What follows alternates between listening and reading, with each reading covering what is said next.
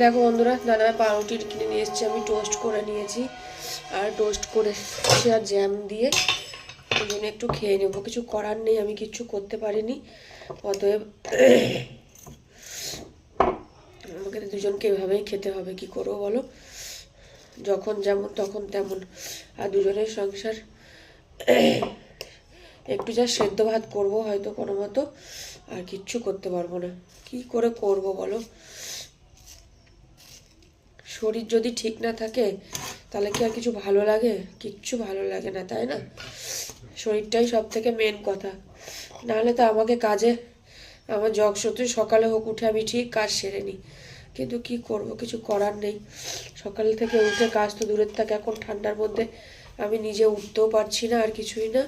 আর দাদা ভাইকে সমস্ত কিছু করতে হচ্ছে। কোনো মতো আমি একটু জ্যাম দিয়ে পাউরুটি লাগিয়ে দুজনে একটু খেয়ে নিই।